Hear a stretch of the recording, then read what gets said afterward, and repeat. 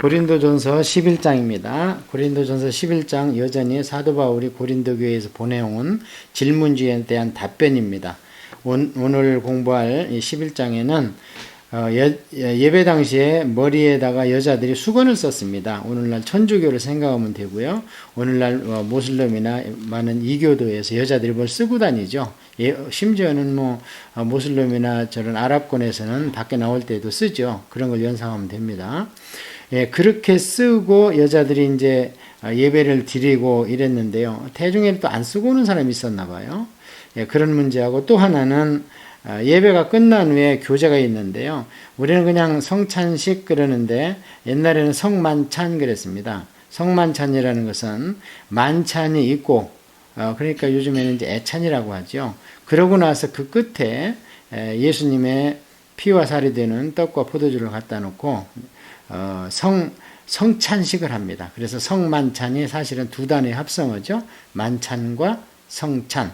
예수님도 그렇게 했잖아요. 그날 최후의 만찬하면서 다 먹고 이제 마지막 끝에 포도주하고 빵을 갖다 놓고 이것을 기념하라 하면서 특정하면서 이제 성찬식을 한 걸 볼 수 있습니다. 그 두 가지에 대해서 사도 바울이 어떻게 설명을 하는지를 한번 보겠습니다. 먼저 머리에 여자들이 면사포, 예배포 쓰는 문제를 하기 전에 그 당시에 우리가 그 고린도 교회의 상황을 알아야 됩니다.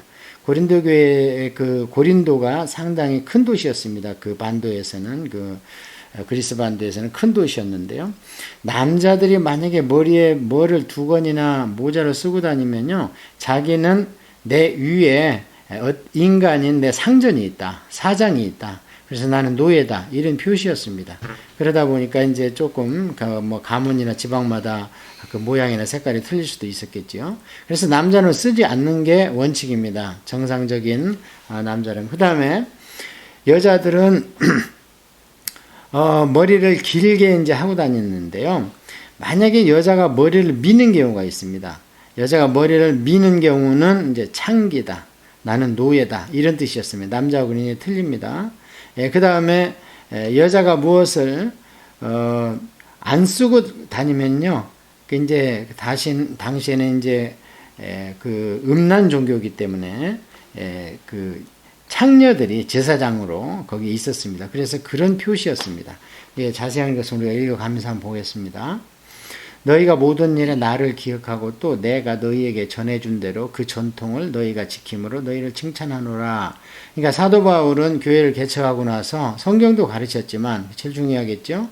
그러나 그 교회에 어떤 규례들을 정해줬습니다. 이것을 에베소서에는 새로운 계시다. 그래서 받은 것이 대부분일 거고요. 그 다음에 이제 성만찬 같은 경우에는 그 자리에 예수님이 마지막 그 성만찬 할 때는 없었지요. 사도 바울은. 그렇기 때문에 그것은 전해들었을 것이고, 어쨌든 그런 교회에서 모두가 존중해서 지킬 만한 어떤 규례가 있었습니다. 그것을 대부분 잘 지켰다는 겁니다. 그럼 오늘날은 어떤가? 오늘날 교회는 성경과 헌법에 규정된 그 외에 그 어떤 것을 교회에서 지킨다면 그건 잘못된 겁니다. 편의상 1, 2회 뭐를 할 수는 있겠죠. 그러나 이건 전통이다. 반드시 지켜야 된다. 그것은 잘못된 겁니다. 왜냐하면 사도 바울 당시에는 신약 성경도 없었고 그 다음에 헌법도 없었습니다. 헌법에는 오늘날 각 교회마다 다 있는데요. 거기에는 첫째 신조가 있습니다. 너희가 우리 교회는 무엇을 믿습니다. 두 번째는 예배 모범이 있습니다. 우리 교회는 이렇게 일주일에 몇 번 이렇게 한다든지, 그래서 하나님께 우리가 예배를 이렇게 드리면 예배 모범이 있습니다. 그 다음에 교회를 순수하게 지키기 위해서 권징이 있습니다. 그리고 또 여러 가지 직원을 뽑는 규정이라든지 이런 헌법이 다 있습니다. 그래서 오늘날은 그런 헌법과 성경에 있는 이 외의 것을 고집하면은 그 교회는 다시 한번 재고할 필요가 있습니다. 이 당시 상황하고 틀리다는 얘기를 하는 겁니다. 자, 그런데 사도 바울이 그렇게 가는 곳마다 말씀을 가르치고 이런 것들은 좀 지켜라 했는데 그런 것들이 잘 지켜지고 있는데 간혹 예배 드릴 때 아무것도 안 쓰고 여자가 예배를 드리는 그런 현상이 있기 때문에 이제 먼저 이 예배 수건에 대한 문제를 지적을 합니다. 그러나 나는 너희가 알기를 원하노니 각 남자의 머리는 그리스도요 여자의 머리는 남자요 그리스도의 머리는 하나님이시라.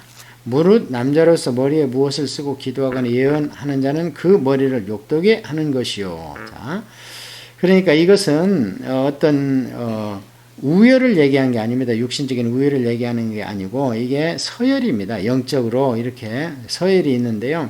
누가 뭐래도 남자가 가정의 주인 노릇이니까 권리와 의무가 제일 크죠. 남자가.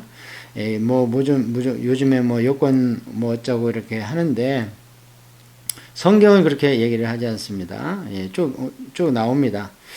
자, 그래서 만약에 남자가 머리에 무엇을 쓰고 다니거나 기도나 예배 시간에 머리를 쓴다.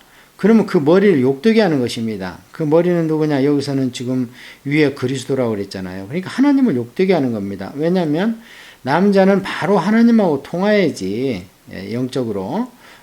그렇지 머리를 쓰고 오면은 바로 육신의 내 상전이나 내가 노예다 이런 표시를 하기 때문에 하나님과 사이에 이물질이 끼는 겁니다. 그래서 그것은 욕되게 하는 것이니까 혹시 종으로 부름을 받았다면 밖에서는 쓸 수 있을 겁니다. 그러나 교회에서 기도나 예언 이것은 이제 교회 안에서 예배 드릴 때는 그런 거 쓰지 마라 그런 뜻입니다. 무릇 여자로서 머리에 쓴 것을 벗고 기도나 예언을 하는 자는 그 머리를 욕되게 하는 것이니 이는 머리를 민 것과 다름이 없는 것이라. 아까 말씀드린 것처럼 머리를 밀었다는 얘기는 노예나 가늠한 여자가 머리를 밉니다. 그래서 만약에 머리에다 머리를 이렇게 쓰고 오면 그렇게 아주 나는 노예입니다. 나는 음란한 여인입니다. 이런 표시를 하는 거와 다름이 없다. 만일 여자가 머리를 가리려거든 깎을 것이요. 만일 깎거나 미는 것이 이제 부끄러움이 되거든 가릴 것이라. 그러니까 또 이제 머리에다가 뭐를 안 쓰고 다니면 이제 당시에 그 아프로디테나 아데미 이런 신전에 성창이라고 해야 되나요? 거기에 시중드는 이제 그 창기들입니다. 그 당시에 이제 이 창기들은요 몸을 팝니다. 그 아주 음란한 종교죠. 구약에 많이 나왔던. 그래서 그런 아주 창피하고 수치스러운 건데 머리에다 무엇을 안 쓰고 여인이 예배를 드린다면 마치 그런 것을 인정하는 것 같으니까 부끄러움을 감수를 하든지 아니면은 경건하게 쓰고 와서 예배를 드려라. 오늘날은 써야 되냐 말아야 되냐고 틀린 겁니다. 이 특수 상황입니다. 그래서 오늘날 이런 것을 이제 억지 적용해서 천주교 같은 경우에는 반드시 쓰는데 그건 이제 그들이 규례를 정한 것이지 성경적이지는 않습니다. 그들의 이제 아까 말씀드린 대로 성경에 나오지 않는 전통인데요. 남자는 하나님의 형상과 영광이니 그 머리를 마땅히 가리거니와 여자는 남자의 영광이니라. 말씀드린 것처럼 남자가 여자에서 난 것이 아니요 여자가 남자에게서 났으며 또 남자가 여자를 위하여 지음 받은 것이 아니고 여자가 남자를 위하여 지음을 받은 것이 이건 이제 창세기를 얘기하는 겁니다. 그러니까 아까 제가 영적 서열이라는 거예요. 그러니까 지금 여기서 노평을 받아야 되고 군림해야 되고 육신적으로 세상적으로 그런 얘기가 아닙니다. 하나님의 창조 질서상 아담을 만들어 놓고 아담이 하나님을 섬기는데 보기가 참 뭔가 부족한 거예요. 1, 2%가 부족한 거예요. 그래서 돕는 배필을 줬잖아요. 그 순서를 얘기하는 겁니다. 그래서 교회는 하나님에 속했기 때문에 이제 그런 순서를 영적인 순서를 존중해라. 그러므로 여자는 천사로 말미암아 권세 아래에 있는 표를 그 머리 위에 둘지니라. 그러니까 여자는 아까 그 순서에 의해서 천사로 말미암는다는 것이 이제 천사가 다 지켜보고 우리 수호 천사도 있고 그렇잖아요. 사도행전에도 나오고 베드로 수호 천사도 있고 그래서 천사들이 지금 예배 가운데 너희와 함께 있는데 그 천사는 하나님이 천지 만들 때도 함께 있었고 그러고 그 당시에는 수호 천사 이 개념이 굉장히 강했고요. 그래서 베드로가 와서 문을 두드리니까 베드로를 수호하는 천사지 베드로가 어떻게 빠져나왔냐 이렇게 사도행전에 나오는 것처럼 그 천사들이 오늘날도 있습니다. 우리를 수호하는 천사들이. 그래서 그들이 매일 하나님께 보고서를 써가서 가져간다 하지 않습니까? 요한계시록에도 보면. 그래서 너희가 예배드릴 때에 천사가 보고 있다. 이것은 뭐냐? 영적 단체라는 거죠. 교회는. 그래서 하나님한테 보고가 되고 있는데 어떻게 남자를 리스펙트하는 표로 수건을 그 머리 위에 반드시 쓰는 것이 옳지 않냐. 그러나 이제 이렇게 얘기해놓고 이제 사도 바울이 혹시 남자들이 그냥 굴림만 하고 아무것도 안 하고 막 여자를 하인 부리듯이 할까 봐서 이제 육신적인 남녀 평등을 얘기합니다. 그러나 주 안에서는 남자 없이 여자만 있지 않고 여자 없이 남자만 있지 아니하니라.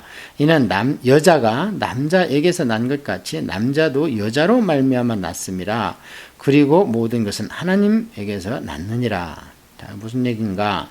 하나님께서 아담을 만들어 놓고 이 여자는 남자에게서 난 것 같이 이것은 아담과 이브입니다. 예, 그래서 처음에 첫 여자가 이브였잖아요. 남자의 갈빗대에서 나오지 않았냐. 그렇게 말씀을 한 뒤에 그 뒤로부터 모든 남자는 여자라는 엄마의 뱃속으로 말미암아 나지 않았냐. 똑같다. 육신적으로는. 영적으로 예배드릴 때 천사와 함께 하나님의 영광 가운데 들어갔을 때는 그 영적 질서를 지키되 육신적으로는 남녀가 평등한 것이다. 이 당시에는 대단한 거죠. 이런 남녀평등 사상이 있다는 것이. 너희는 스스로 판단하라. 여자가 머리를 가리지 않고 하나님께 기도하는 것이 마땅하냐? 만일 남자에게 긴 머리가 있으면 자기에게 부끄러움이 되는 것을 본성이 너희에게 가르치지 아니하느냐? 오늘날 장발족이 있다고 교회에 있다고 칩시다. 그렇다고 자기가 부끄러워합니까? 부끄러워하지 않습니다. 그런데 부끄러워해야 옳은가? 그렇지 않습니다. 만약에 이 말씀이 온 세대에 걸쳐서 적용된다면 본성이 부끄러워하니까 스스로 부끄러워야 되는데 그렇지 않습니다. 왜 그렇습니까? 그때와 지금과 사회적 배경이 틀립니다. 이건 구원하고 관계없습니다. 아나디포아라고 제가 말씀드렸습니다. 여러 차례. 교회 생활을 할 때는 구원하고 관계없지만 건덕을 위해서 가려야 될 거 있고 절제되어야 될 거 있다. 그래서 얼마 전에 말씀드린 것처럼 우리에게는 자유가 있지만 절제도 있다. 그래서 자유와 절제를 교회 안에서 균등하게 배분하는 것이 자유와 절제의 원리다. 그렇게 설명한 적이 있죠. 그래서 이 당시 사람들은 남자가 머리가 길면은요, 그것은 이제 부끄러워하는 그런 사회적 관습이 있었습니다. 한국에서 장발족을 막 가위로 자르고 또는 옛날에는 또 그 상투를 자르려면 내 목을 쳐라 막 이런 그거 보면 딱 이해가 가죠. 오늘날은 그런 개념이 아니니까. 그럼 우리가 여기서 뭐를 배워야 되는가? 아까 말씀드린 대로 아디아포라 교회에서 마땅히 지켜야 될 사회적인 관습은 지켜주는 게 좋다.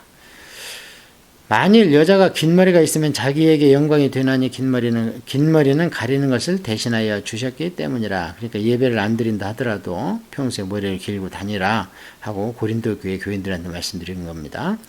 논쟁하려는 생각을 가진 자가 있을지라도 우리에게는 하나님의 모든 교회에서는 이런 관례가 없느니라. 이렇게 해서 경건한 사회적 관습은 교회 안에서도 존중되어야 된다. 이렇게 설명을 드렸습니다.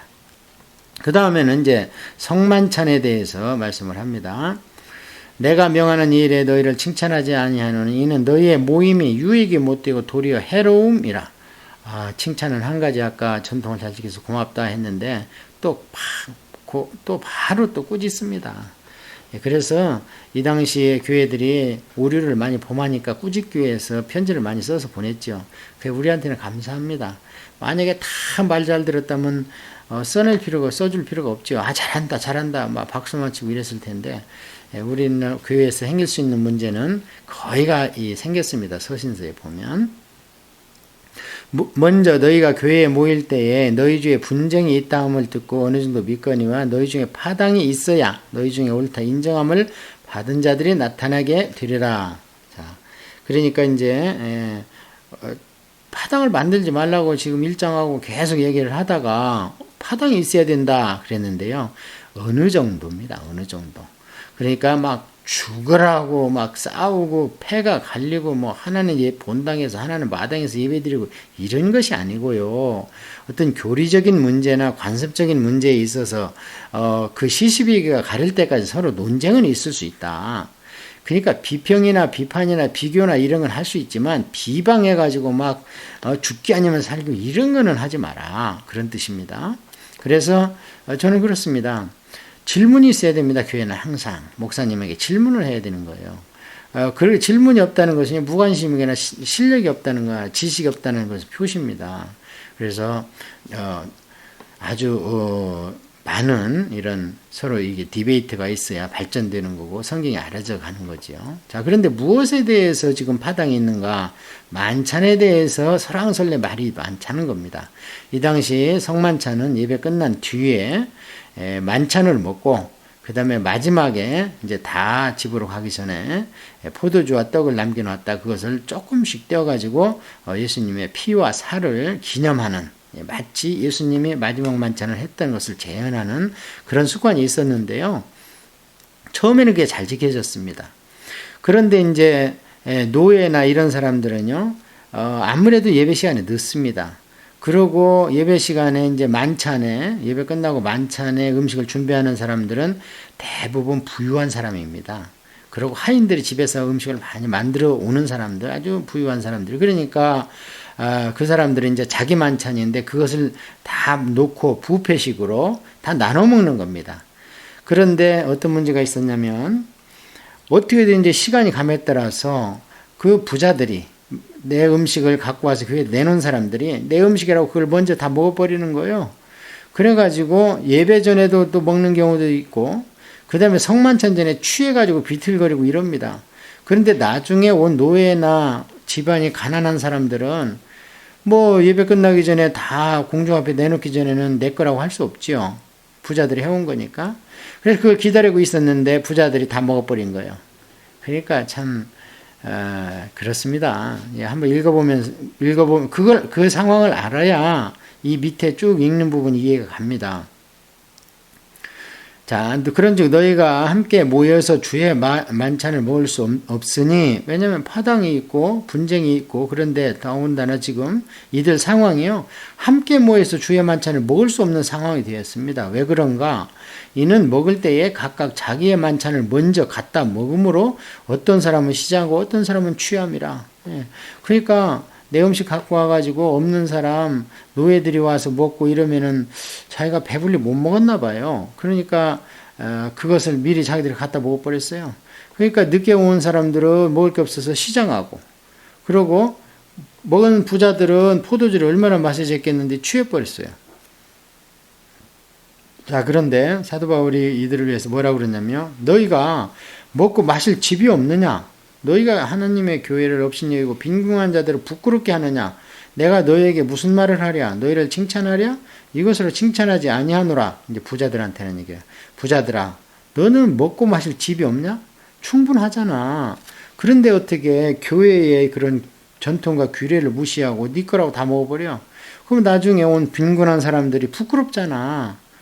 손 부끄럽잖아 참 하니까 이제 꾸짖는 겁니다. 내가 너희에게 전한 것은 주께 받은 것이니 곧 주 예수께서 잡히시던 밤에 떡을 가지사, 우리 성찬식에 많이 인용을 하는데요. 사실은 이 인용한 구절들이 막 꾸짖는 가운데에서 나왔던 겁니다. 그러니까 누가복음에 자세히 나와 있는데 누가복음 것을 인용하지 않고 대부분 여기를 인용해서 좀 깨름직해요. 이게 지금 막 상당히 꾸짖는 중에 나오는 거거든요. 그런데 여기서 우리가 이제 다른 거 하나 짚고 넘어갑시다. 내가 너희에게 전한 것은 주께 받은 것이니 곧 주 예수께서 잡히시던 밤에 떡을 떼시사, 그랬는데 이 잡히시던에다가 줄쳐보세요. 잡혔다고 그러면 피동체잖아요. 그러니까 피동태라는 얘기는 주님이 힘이 없든지, 예? 아니면 가룟 유다 때문에 그 군병들이 잡혔다. 그래서 뭐 안 돌아가실 걸 돌아가실 수, 이렇게 생각할 수 있는데 이것은 큰 오해입니다. 예수님은 그냥 마음을 굳게 잡수시고 예루살렘에 들어가셨습니다. 왜? 죽으시러 들어가신 거예요. 그래서 그날도요, 내로라 하니까 병사들 뒤로 나자 빠졌어요. 왜 안 잡힐 수 있습니다. 근데 왜 잡히셨는가? 6월절 어린 양이 되기 위해서, 하나님의 6월절 절기를 성취하기 위해서 그렇습니다. 그래서 원어에 보면요, 여기가 잡혀주시던입니다. 잡히시던이 아니고 수동태입니다. 그러니까 나를 잡아가라 하고 스스로 내놓으셨습니다. 몸을. 자, 이제 계속합니다. 주께서 잡히시던 밤에 떡을 가지사 축사하시고 떼어 이르시되 이것은 너희를 위하는 내 몸이니 이것을 행하여 나를 기념하라 하시고 식후에 또한 그와 같이 잔을 가지시고 이르시되 이 잔은 내 피로 세운 새 언약이니 이것을 행하여 마실 때마다 나를 기념하라 하셨으니 이 기념에다 줄쳐야 됩니다. 그래서 상징이라는 겁니다. 이게 무슨 그 떡과 포도주가 실제로 예수님의 살과 피가 되는 게 아니고 또는 뭐 동시에 거기에서 공지하고 그런 게 아니고요. 그냥 상징입니다. 그래서 기억해서 기념시키도록 그것을 하면 그냥 성만찬을 기억하는 것보다는 그래도 이런 의식을 통해서 기념하면서 기억이 더 다져질 수 있잖아요. 그래서 성경에는 기억하고 기념하라 하는 게 많습니다. 그 중에 가장 중요한 게 이제 절기지요. 절기가 돌아올 때마다 그것을 기념식을 통해서 나를 기억하도록 해라. 자, 너희가 이 떡을 먹으며 이제 거기에 왜냐하면이 있습니다. 가르라고 원어에는. 자, 왜냐하면 너희가 이 떡을 먹으며 이 잔을 마실 때마다 주의 죽으심을 그가 오실 때까지 전하는 것이니라. 이게 성찬식입니다. 그러므로 누구든지 주의 떡이나 잔을 합당하지 않게 먹고 마시는 자는 주의 몸과 피에 대하여 죄를 짓는 것이니라. 사람이 자기를 살피고 그 후에 이 떡을 먹고 이 잔을 마실지니 주의 몸을 분별하지 못하고 먹고 마시는 자는 자기의 죄를 먹고 마시는 것이니라. 그러므로 너희 중에 약한 자와 병든 자가 많고 잠자는 자도 적지 아니하니. 잠자는 자는 이제 죽었다는 겁니다.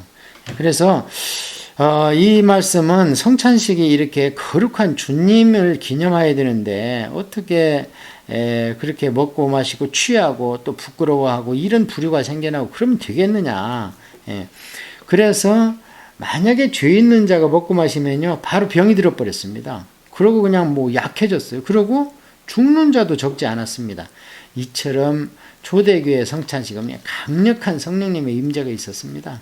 저는 지금 신앙생활 수십 년 하고 이렇게 성경을 가르치기도 하지만 지금도 성찬식만 되면 감격해서 경건하여지고 눈물이 흘려 참 그런 때가 지금도 있습니다. 그래서 초대교회에는 강력한 성령의 임재가 있었기 때문에 죄를 위장하고 와서 먹으면요 약해졌습니다. 약해져가지고 그 자리를 뛰쳐나갔다든지 또는 숨기고 그 자리에는 견뎠더라도 병이 들어버린다든지 또 많은 죄를 져서 강력한 죄를 진 자는 그 사실을 주의 교인들이 알고 있다면요 하나님이 죽여버렸습니다. 그냥 그 자리에서.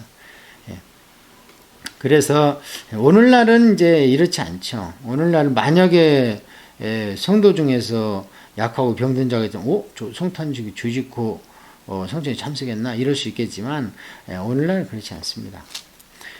그 당시에는 이제 교회에 초대교회는 그 아나니와 삽비라 죽이는 거 보십시오. 왜 성령을 속였냐 하니까 죽어버리잖아요.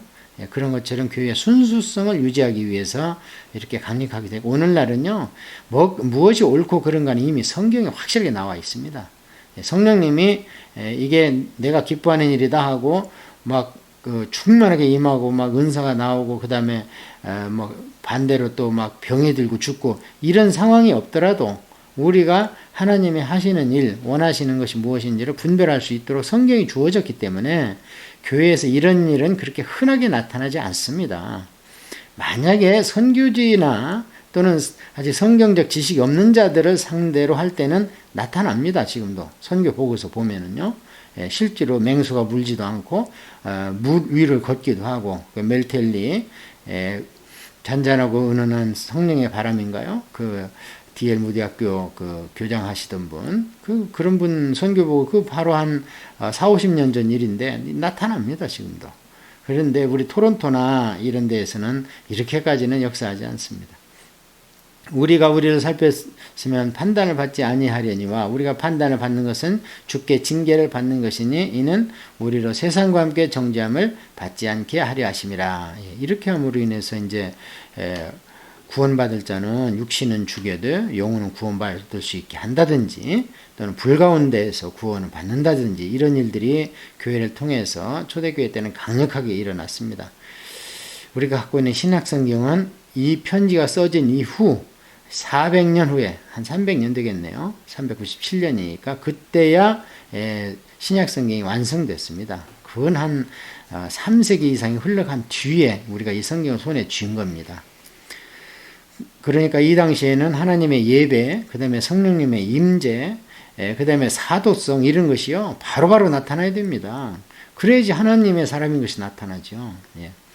그런즉 내 형제들아 먹으러 모일 때 서로 기다리라. 예, 나오잖아요.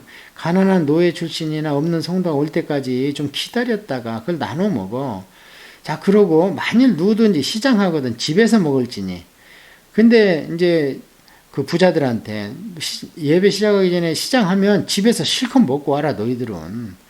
그 너희는 왜 그러냐면 아까 그러잖아요. 그 부잣집에나 있는 사람들이니까. 그러고 교회 갖고 오는 것은 좀 나눠 먹자. 자, 만일 누구든지 시장하든 집에서 먹을지니 이는 너희의 모임이 판단받는 모임이 되지 않게 하려 함이라. 예, 그래서 제가 말씀드리는 겁니다. 집에서 예배 전에 먹고 와야 그 너희 모임이 너희들은 배가 이제 든든하니까 이렇게 야단 맞을 정도로 판단받는 그런 모임이 아니라 없는 사람들도 기뻐하고 너희들도 이제 배가 든든하니까 뭐 넉넉해 하고 이런 성만찬이 돼야지. 그 밖의 일들은 내가 언제든지 갈 때에 바로 잡으리라. 그래서 사도 바울이 에베소에서 이 편지를 쓸 때 갈 마음이 있기 때문에 디모데를 이미 보냈습니다. 디모데가 마게도니아로 돌아서 고린도로 가고 있는 사이에 고린도 교회에서 새 집사가 와서 질문서를 썼기 때문에 이것을 지금 쓰고 있는 거고요. 그래서 디모데가 가면 도착하면 이들도 도착할 거고 그러고 또 사도 바울도 나는 언제든지 간다. 한번 간다고 얘기했습니다. 그런데 결론적으로 얘기하면 정규 순회여행하기 전에 중간에 한번 갑니다. 나중에 말씀드리기로 하고 이제 다음부터는 12장, 13장, 14장은요. 그 말도 많고 탈도 많은 성령님의 은사장입니다. 그래서 성경은 성령의 은사를 어떻게 이야기하는지 한자도 빠지지 않고 또 다음 시간에 공부하도록 합니다.